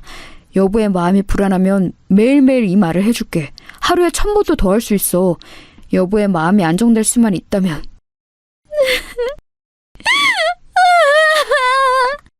저는 가슴이 찢어질 듯 아팠습니다. 설마 했던 저의 생각이 맞았던 것입니다. 저를 향한 분에 넘치는 헌신은 남편으로서 저를 사랑해서 그런 것도 있지만 혹시라도 제가 자신의 곁을 떠나면 어떡하나 하는 마음에 더욱더 기를 쓰고 헌신을 했을 거라는 저의 생각이요. 저는 그쯤 되자 아내의 마음을 이렇게 쑥대밭으로 만든 못된 사람들과 사건이 궁금해지기 시작했습니다. 여보, 괜찮다면 여보 학창시절 이야기 좀 해줄 수 있어? 불편하면 하지 않아도 돼. 그런데 당신을 좀 더 알고 싶고 이해하고 싶어. 아내는 잠시 고민을 깊게 하더니 제게 말했습니다. 그래. 이제 이야기할 때도 된 것 같네. 길고 지루한 이야기가 되겠지만 들어줘. 아내는 그렇게 오랫동안 꺼내지 않았던 학창시절 이야기를 꺼냈습니다. 아내는 어릴 적에 무척 밝고 명랑한 소녀였습니다. 지금의 수줍고 숫기 없는 모습과는 대조되게 오히려 말량광이에 가까웠다고 합니다. 그렇게 밝고 티 없이 맑았던 아내의 인생은 중학교에 올라가면서 완전히 뒤바뀌게 됩니다. 바로 서두에 말씀드렸던 왕따를 당하게 된 사건 때문인데요. 그 시작은 이랬습니다. 아내가 중학교 2학년이 되었을 무렵의 일입니다. 아내에게는 아주 어릴 적부터 동네에서 친했던 친구 희진이가 있었는데요. 희진이와는 중학교 2학년에 올라가면서 같은 반이 되었습니다. 그동안 동네에서 친하게 지내기는 했지만 학교에서는 같은 반이 된 적이 없었는데 이번에 같은 반이 되면서 둘은 서로 뛸 듯이 기뻐했다고 하네요. 희진이는 누가 봐도 정말 예쁘게 생겨서 여학생들의 부러움과 남학생들의 인기를 한 몸에 받는 학생이었대요. 그런 희진이와 친했던 아내였기에 아내 옆에도 친구들이 북적북적했다고 합니다. 그러던 어느 날 희진이가 안 좋은 사건에 휘말리게 되었어요. 중학교 3학년 선배 중에 일진이었던 오빠가 이 희진이를 좋아하게 된 겁니다. 뭐 사람이 사람 좋아하는 일이야 흔히 있을 수 있는 일이지만 이 일진 오빠의 접근 방식이 상당히 불량했다고 합니다. 야, 박희진, 너 학교 끝나고 뭐하냐? 나랑 오토바이 타고 한강 놀러 갈래? 네? 저 끝나고 학원 가야 해요. 아, 나 얘 답답한 소리 하네. 학원은 무슨 학원이야. 그냥 땡땡이 치고 이 오빠랑 놀러 가자. 어? 안 돼요. 그만 돌아가 주세요. 아이씨, 너 죽고 싶어? 다시 한번 말한다. 끝나고 정문 앞으로 안 나오면 너 죽을 줄 알아. 희진이는 협박에 가까운 일진 오빠의 접근이 너무나 무서워서 그날 방과 후에 후문으로 도망갔다고 합니다. 다음 날이 되자 쉬는 시간에 그 일진 오빠는 다시 저희 반에 찾아와서 문을 쾅 열며 희진이를 협박했습니다. 야, 네가 나를 바람 맞춰? 너 진짜 죽고 싶어? 왜 이러세요? 싫다는데 왜 자꾸 그러시냐고요? 어쭈? 앙칼지게구네? 야, 너 한 번만 더 바람 맞추면. 야, 박성호, 너 뭐하냐 지금? 금방이라도 희진이를 한 대 칠 것 같은 일진 오빠를 제지하고 나선 것은 다름 아닌 같은 반의 민지연이었습니다. 너 지금 나 놔두고 바람 펴? 이 나쁜 새끼야? 아, 나 또 인연이 귀찮게 하네. 야, 너랑 나랑 언제 사귀었냐? 바람은 무슨 얼어 죽을 바람. 당장 꺼져. 이 오빠 지금 작업 중이니까. 야, 이 나쁜 새끼야. 그럼 나한테 했던 건 뭔데? 민지연은 손바닥으로 일진 오빠의 등짝을 마구 때리며 울었다고 합니다. 아, 나 이게 진짜 죽을라고. 일진 오빠가 제지하며 소리를 지르는 순간 담임 선생님의 목소리가 들렸습니다. 뒤에 더 자세하게 설명하겠지만 이 담임 선생님이 저희 큰아버지이십니다. 야, 거기 너네 뭐야? 3학년이 여기는 왜 와 있어? 수업 좀 쳤으니까 얼른 돌아가. 아이씨, 야 민지연, 너 두고 보자. 아, 이쁜이, 다음 시간에 또 올게. 일진 오빠는 돌아가는 와중에도 희진에게 찝쩍대는 것을 멈추지 않았습니다. 그런데 진짜 큰 사건은 그때부터 시작되었습니다. 그날부터 지연이는 대놓고 희진이를 괴롭히기 시작했습니다. 민지연이 진짜 그 일진 오빠랑 사귀었던 건지 어떻던 건지는 모르겠지만 분명한 건 지연이가 그 일진 오빠를 좋아하고 있었고 그런 일진 오빠가 희진에게 찝쩍대니까 배알이 꼴렸던 것입니다. 문제는 지연이란 아이의 위치였습니다. 민지연 역시 학교의 일진이었는데 거기서만 그쳤어도 좋으련만 그 아이는 무려 학교 이사장님의 딸이었습니다. 이사장님의 후광을 등에 업고 천방지축으로 날뛰던 학교에서 알아주던 양아치라 선생님들도 함부로 손을 못 대던 학생이었던 것입니다. 그런 민지연의 희진이를 향한 괴롭힘이 시작되는 순간이었습니다. 처음에는 볼 때마다 어깨로 툭 치고 가는 것은 물론 수업 시간에 뒤에서 지우개 가루를 던지며 희진이를 괴롭혔습니다. 같이 다니는 일진 무리는 그런 광경을 보며 킥킥대며 좋아했는데 아내의 눈에 비친 그들의 모습은 정말 악마 같았다고 합니다. 처음에는 그렇게 비교적 가벼운 시비로 희진이를 괴롭히더니 하루는 정말 못된 짓을 저질렀습니다. 수업 중에 치고 책장 서랍에서 교과서를 꺼내려던 희진이가 기겁을 하며 소리쳤습니다. 왜 그래 희진아? 무슨 일이야? 책상 안에 쥐가 손발에 벌벌 떠며 희진이가 가리킨 책상 서랍에는 죽은 쥐가 피 묻은 채로 들어있었습니다. 그것을 본 반 학생들은 아연실색하며 소리를 지르고 난리도 아니었습니다. 그런 광경을 보면서 민지연은 자신의 일진 친구들과 함께 뒤에서 킥킥대며 웃고 있었습니다. 누가 이런 장난을 쳤어? 누구야? 당장 안 나와? 담임이셨던 큰아버지는 정말로 크게 화가 나서 범인을 색출하려는데 민지연이 뒤에서 킥킥대던 걸 멈추더니 이렇게 얘기하는 거였습니다. 선생님, 그거 쥐가 아니고요. 박희진이 임신해서 애 떼놓은 거래요. 뭐야? 너 이 자식 일로 당장 나와! 화가 머리끝까지 난 큰아버지는 민지연을 앞으로 불러세우는데 민지연은 조금의 반성의 태도도 보이지 않더랍니다. 왜요? 뭐, 어떻게 하려고? 너 이 자식 당장 교무실로 따라와! 큰아버지는 민지연의 손목을 잡고 교무실로 끌고 가려는데 민지연이 쌩쇼를 시작하더랍니다. 교사가 학생 못 만진다. 성추행이에요. 담임이 자기 학생 성추행이에요. 그 목소리가 어찌나 크던지 교실이 쩌렁쩌렁 울리더랍니다. 큰아버지가 잠시 당황해서 멈칫하던 사이 가만히 있던 아내가 등장했습니다. 야, 민지영, 그만해. 쪽팔리지도 않냐? 이거 다 너가 저지른 짓이잖아. 너가 희진이 대놓고 괴롭히는 거 여기 모르는 사람 있어? 어디서 일진 양아치한테 차이고 와서 엄한 화풀이야. 뭐? 넌 또 뭐야? 찌그레기 같은 게 죽고 싶어? 선생님, 그동안 민지연이 희진을 엄청 괴롭혔어요. 희진이가 보복당할까봐 선생님한테 말씀 못 드리고 있었는데 저 쥐도 분명히 민지연이 저지른 짓이에요. 전현이 미쳤나? 야, 증거 있어? 증거 있냐고! 야, 민지연, 너 이게 사실이야? 이거 사실이면 너 큰일 날 각오하고 있어라. 선생님이 뭘 어떻게 할 건데요? 마음대로 해보세요. 그렇게 난장판이 된 교실은 아수라장이 됐고 큰아버지는 그 길로 교무실로 달려가 이 일을 선생님들께 알리고 머지않아 학폭위원회가 열렸습니다. 큰아버지가 그동안 민지연이 희진이를 괴롭혔다는 증거를 모아서 위원회에 제출했는데 위원들의 반응이 심상치 않았습니다. 김상호 선생? 그러니까 민지연 학생이 저질렀다는 이 학폭이 증거는 없고 다른 학생들의 증언뿐이라는 것이죠? 그 학생들은 지금 어디 있죠? 네, 증언을 해주기 위해서 지금 옆방에서 기다리고 있습니다. 애들아, 어서 들어. 아니, 왜 미주 너밖에...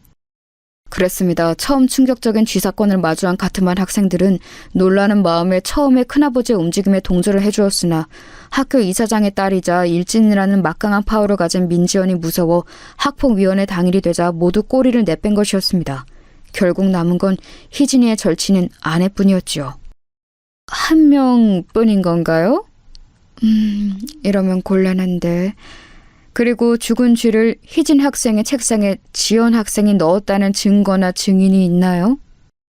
아니요. 하지만 정황상 지연 학생이 그랬다는 게 확실합니다. 김상호 선생, 지금 무슨 큰일 날 소리 하는 거예요? 정황만 가지고 억울한 학생에게 그런 끔찍한 누명을 더 씌우는 게요? 오히려 무고죄로 김 선생이 징계를 받아야 마땅하겠구만. 네? 아니 그게 무슨... 자... 본위원회는 최종 심의 결과를 발표하겠습니다. 민지연 학생에게 씌워진 학교 폭력에 관한 모든 혐의는 증거 불충분으로 혐의가 없는 것으로 밝혀졌습니다. 이어서 이 자리에 계신 위원들 대부분이 징계위원들이시기 때문에 바로 징계위원회를 열도록 하겠습니다. 네? 그게 무슨 말씀이세요? 누구를 징계한다는 거죠? 징계위원회에서 김상호 선생에 대한 심의 결과를 발표하겠습니다. 무고한 민지연 학생을 모함한 담임 김상호 선생을 3개월 감봉 조치에 처한다. 위원장님, 그게 무슨 말씀이십니까? 위원장님! 의문이 가득한 학폭위원회는 그렇게 큰아버지만 억울하게 끝이 났습니다. 위원회가 끝나고 다들 자리를 나서는데 민지연이 큰아버지만 들리게 이렇게 얘기했다고 합니다. 이 꼰대 아저씨, 또 나한테 덤벼봐. 그 다음엔 감봉으로 안 끝날 테니까.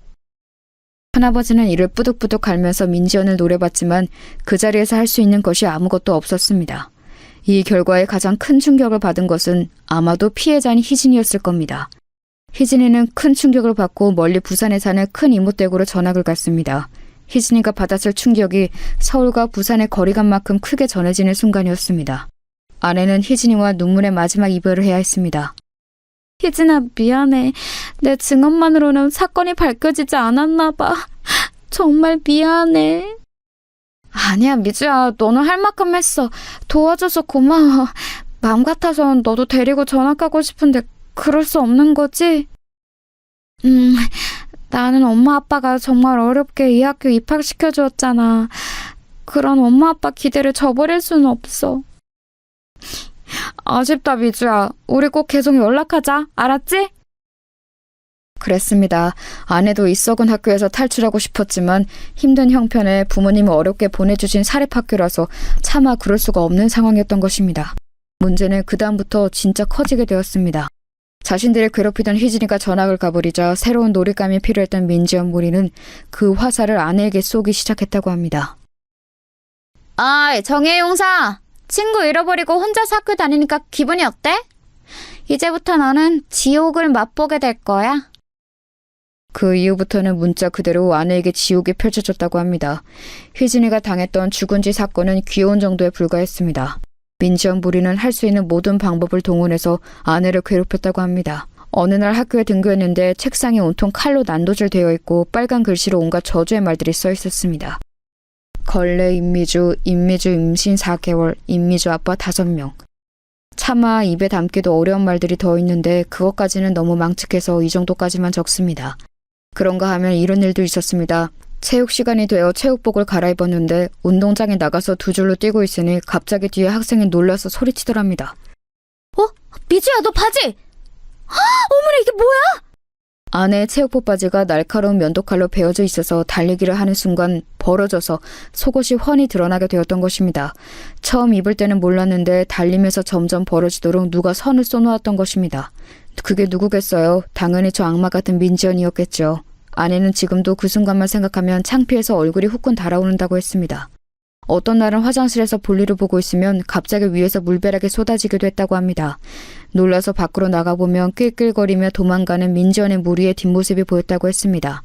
이외에도 민지연은 입에 담지도 못할 잔인하고 망측한 일들로 아내를 괴롭혔는데 아직까지 정신이 온전히 붙어있는 것이 대단하다고 여겨질 정도였습니다. 참다 못한 아내는 이번에는 모든 증거를 모아 큰아버지에게 제출을 했고 큰아버지는 다시 용기를 내어 다시 학폭위원회를 신청했습니다. 그렇게 열린 학폭위원회 날. 김상호 선생, 또 같은 선생의 같은 학생. 이번에는 피해자만 바뀌었네요. 네, 위원장님. 이번에는 증거가 명백하게 있습니다. 피해자라고 주장하는 임미주 학생은 평소부터 민지연 학생과 사이가 좋지 않았고 또 저번 학폭위원회에서 피해자라고 주장했던 박희진 양과 절친한 사이이지요? 네? 그건 맞습니다만 그 얘기는 갑자기 왜... 그러면 임미주 학생이 원한 관계에 의해서 민지연 학생을 모함할 수도 있다는 생각은 안 해보셨나요? 그럴 리가 없습니다. 제가 아는 임미주 학생은 절대 그럴 학생이 아니에요. 여기 증거가 이렇게 명백하지 않습니까? 이런 증거야 원한을 가진 사람이라면 누구라도 조작할 수 있는 거 아니겠습니까? 그게 무슨 말도 안 되는 소리입니까, 위원장님? 그렇다면 임미주 학생이 이 증거를 조작했다는 증거를 대보세요. 정황상 그렇다는 거죠. 정황상. 우리 김상호 선생이 그렇게 좋아하는 정황 말이에요. 위원장님! 자, 판결을 내리겠습니다. 민지연 학생이 임미주 학생을 주도적으로 따돌리고 괴롭혔다는 증거가 명확치 않으므로 민지연 학생에 대한 학교폭력 혐의는 혐의 없음으로 결론 내린다. 자, 그럼 역시 이번에도 바로 징계위원회를 열어볼까요? 또 시작입니까, 위원장님? 민지연 학생을 재차 무고한 김상호 선생에게 3개월 무국정지 처분을 내린다.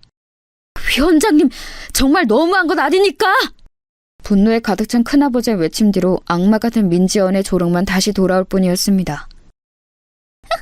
꼰대 아저씨, 아무리 애써보라니까 마지막에 누가 웃나? 도저히 이길 수 없는 싸움이었습니다. 명확한 증거를 댄다 해도 이사장이 끈앞풀이었던 학폭위원회와 징계위원회는 눈 하나 깜짝하지 않았습니다. 큰아버지는 결국 눈물을 흘리며 아내에게 말했습니다. 배주야, 미안하다. 정말 미안해. 이 선생님이 힘이 없어서 너에게 이런 몹쓸 일을 겪게 하는구나. 아니에요, 선생님. 선생님 잘못 아니에요. 울지 마세요.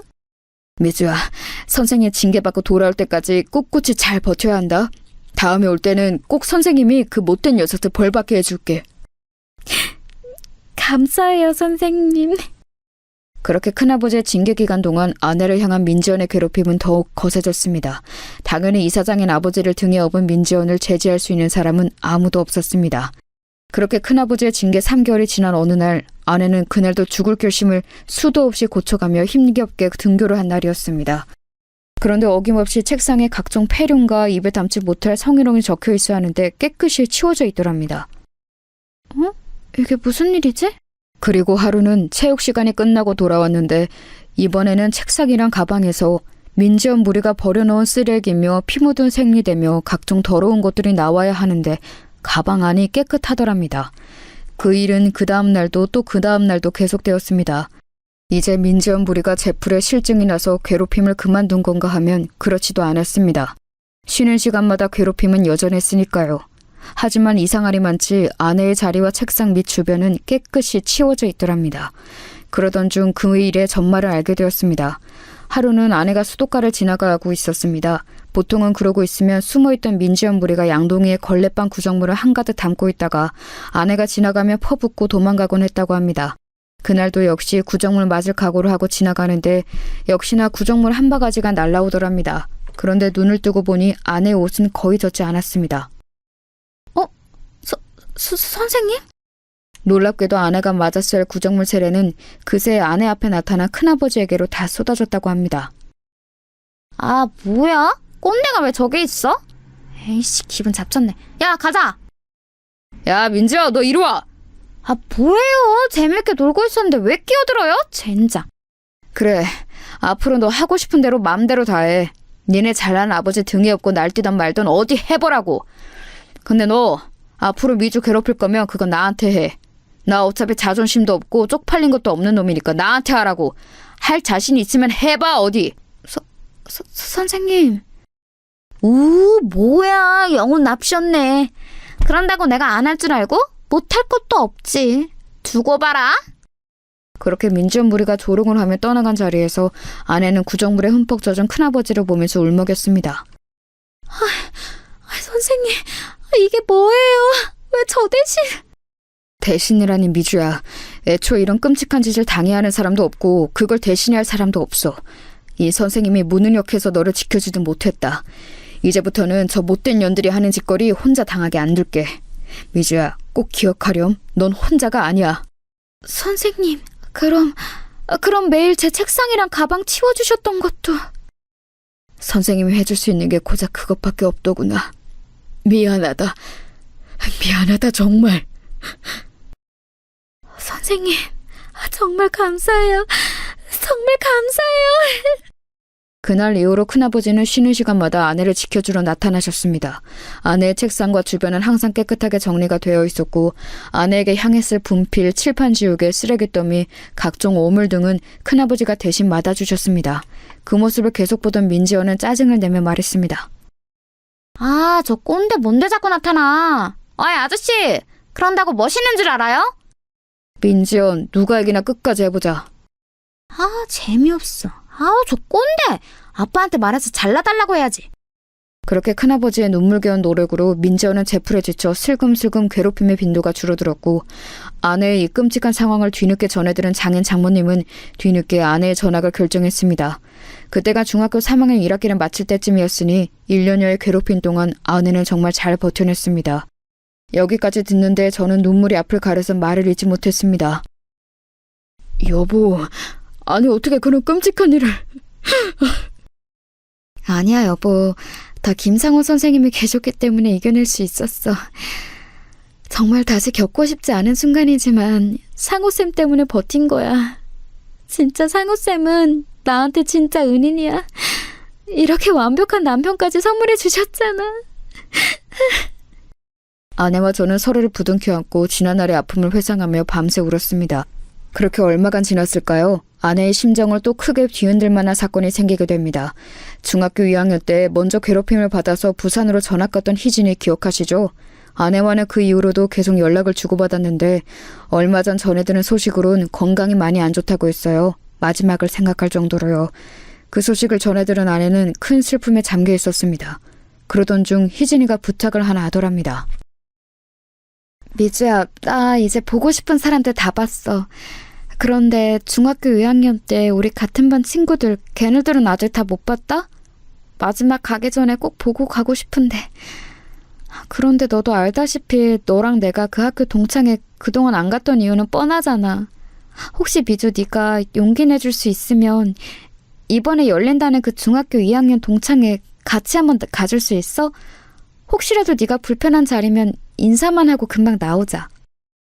아내는 깊은 고민에 빠졌습니다. 그 자리에 자신을 괴롭힌 주동자였던 민지연이 나올 수도 있고 아내가 그렇게 괴롭힘을 당하던 시절에 방관만 했던 이들만 가득한 자리에 간다는 것이 쉬운 결정은 아니었거든요. 하지만 하나뿐인 절친 희진이의 부탁인데다가 둘 다 동병상련의 아픔이 있었기에 두 사람은 손 꼭 붙들고 용기 내서 그 동창회에 한번 나가보기로 결심을 했습니다. 여보, 내가 전화 붙잡고 계속 대기하고 있을 테니까 희진 씨랑 무슨 일 생기면 바로 전화해. 알겠지? 알겠어, 여보. 별일 없겠지. 나도 희진이만 생각하면서 얼른 다녀올게. 저는 걱정이 한가득 앞섰지만 마지막으로 친구 얼굴도 보고 가고 싶다는 희진 씨의 부탁을 거절할 수는 없었기에 불안한 마음으로 아내를 그 자리에 보내주었습니다. 몇 시간쯤 지났을까요? 아내의 전화로 희진 씨가 전화를 했습니다.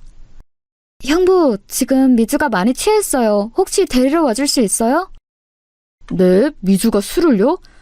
아니, 술 한 잔도 못하는 사람인데. 알겠어요. 얼른 갈게요. 저는 술을 한 잔도 못하는 아내가 취했다는 소식을 듣고 걱정이 돼서 그 동창회 자리로 불이 나게 달려갔습니다. 제가 찾아갔을 때는 아내는 이미 몸을 못 가눌 정도로 만취가 되어 있었습니다. 그리고 그 자리에는 아내와 희진 씨를 그렇게 괴롭혔던 악마 민지연도 있었습니다. 술에 잔뜩 취해 인사불성이 된 아내는 혀 꼬이는 발음으로 민지연에게 계속 말을 걸었습니다. 야, 민지연 왜 그랬냐? 너 우리한테 왜 그랬어? 너 때문에 우리 불쌍한 희진이 병들었잖아. 너 때문에. 안녕하세요. 저는 이 사람 남편 되는 사람입니다. 이게 다 무슨 일이죠? 희진 씨와 주변 동창들의 얘기를 들어보니 아내가 더 짠해졌습니다. 아내는 동창회 자리에 희진 씨와 독착한 이후 얼마 안 있어 민지연이 도착했는데 그 순간 손이 덜덜 떨리고 이 자리에 괜히 왔다는 생각이 들더랍니다. 그런데 민지연은 자기가 20여 년 전 저질렀던 만행은 아랑곳하지도 않고 심지어 아내와 희진 씨를 제대로 기억도 못하더랍니다. 지금은 어디 대기업가의 사모님이 되어서 편하게 지낸다고 하던데 아마 이미지 관리 때문에 더 모른 척 했을 수도 있었을 것 같아요.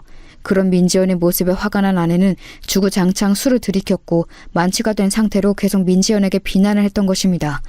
기업가 사모님으로서 이미지 관리를 해야 했던 민지연은 계속 언짢은 표정이었습니다. 아, 이쪽이 민지연 씨? 아내 통해 얘기는 많이 들었습니다. 반갑습니다. 저는 속으로 분노가 가득했지만 아무렇지 않은 척 악수로 청했습니다. 아, 네, 반가워요. 아내분이 많이 취한 것 같으니까 얼른 데려가시죠.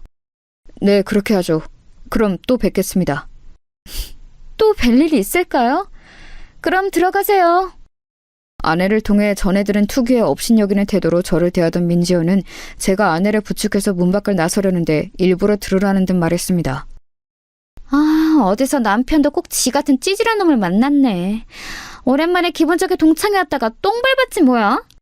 저는 그 말을 듣는데 더 이상 이성의 끈을 붙잡고 있을 수 없었습니다. 희진 씨, 차에서 미주랑 잠깐만 기다리실래요? 금방 다시 올게요. 네? 네, 그렇게 하세요.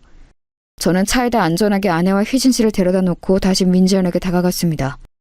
아, 아직 정식으로 명함을 못 드렸네요. 여기 제 명함. 아직 안 가셨네요. 어디 뭐 하시는 분인지 좀 볼까? 응? 반갑습니다. 대검찰청 중앙수사부 김준석 검사입니다. 제가 또 뵙자고 했죠? 적어도 아버지 일로 한 번 이상은 더 뵙게 될 것 같은데요. 아니 이게 무슨... 네, 아버지 민현찬 이사장님의 비리 수사를 담당하고 있는 검사입니다. 아버지 통해서 제 이름은 들어보셨죠? 들어보니까 아버지가 신나게 해드셨더라고요. 그리고 따님 명의로도 많이 해드셨던데 따님도 그 책임을 피할 수는 없겠죠? 네? 아니 잠깐만요 검사님. 저를 향해 하대하던 태도는 온데간데 없고 민지연은 갑자기 대뜸 제게 무릎을 꿇었습니다. 검사님, 그러면 우리 아버지 사건 담당 검사님이 동시에 임미주 남편이시라고요? 아이고, 잘못했습니다. 검사님, 제가 다 잘못했어요. 제발 아버지 일만은 좋게 넘어가 주세요. 이게 도대체 무슨 상황이냐고요? 네, 말씀드렸다시피 민재원의 비리 가득한 아버지의 담당 검사가 바로 저입니다. 아내의 과거 얘기를 듣던 중 아내가 다녔던 중학교의 이사회가 무언가 심상치 않아서 그 이후로 직업병이 발동을 해서 조사를 좀 해보았습니다. 그도 그럴 것이 제가 대학생 때쯤이었던가요? 큰아버지가 갑자기 학교를 그만두신다고 해서 조금 의아했던 기억도 나는데 그 기억까지 퍼즐이 한 번에 맞춰지더군요. 이 학교는 뭔가 심상치 않다는 생각에 바로 조사에 착수를 했고 아니나 다를까 이사장의 비리가 화수분처럼 터져나왔습니다. 이미 압수수색은 진행된 상태였습니다. 자기 집에 그런 큰일이 터졌는데도 뻔뻔하게 동창회에 나와서 거들먹거리고 있던 민지연의 모습이 얼마나 한심해 보였는지요. 그러다가 제가 담당 검사라고 하니까 바로 꼬리 내리고 무릎을 꿇는데 이렇게 쉽게 굴복할 거였으면 그 시절 내 아내는 왜 그렇게 괴롭혔냐고 묻고 싶었습니다. 머지않아 그쪽한테도 담당자가 갈 겁니다. 부디 성실히 조사에 임해주세요. 검사님! 저는 애처롭게 비는 민지연을 뒤로 하고 술에 취한 아내와 희진 씨를 무사히 데리고 돌아왔습니다. 그 뒤로 민지연과 그의 아버지는 비리에 깊게 관여한 혐의로 법정 구속이 되었습니다. 아마 부녀가 둘 다 중형을 피하기는 어려울 것으로 보입니다. 이렇게 오랜 세월이 지난 뒤에야 아내의 복수는 완성이 되었습니다. 뒤늦게 소식을 전해 들은 아내는 눈물을 흘렸습니다. 결국에 모든 게 제자리로 돌아가는구나. 고마워, 여보. 고마워. 자, 여러분 어떻게 들으셨나요? 평생 가슴에 상처를 안고 살아온 아내의 복수극에 함께 통쾌하신가요? 저도 할 수만 있다면 이번 사건으로 아내의 가슴에 쌓인 모든 상처가 다 씻겨져 내려갔으면 좋겠습니다. 이 천사 같은 사람이 이겨냈을 그 무수한 세월을 생각하면 가슴이 한없이 먹먹해지거든요. 게다가 이런 일들이 지금도 계속해서 벌어지고 있다는 점이 정말 슬플 뿐입니다. 오죽하면 더 글로리라는 드라마가 이렇게까지 흥행을 했겠어요. 그 드라마의 각본이 잘 쓰여진 덕분도 있겠지만 많은 이들이 개탄하고 공감할 만한 주제인 영향도 크다고 생각합니다.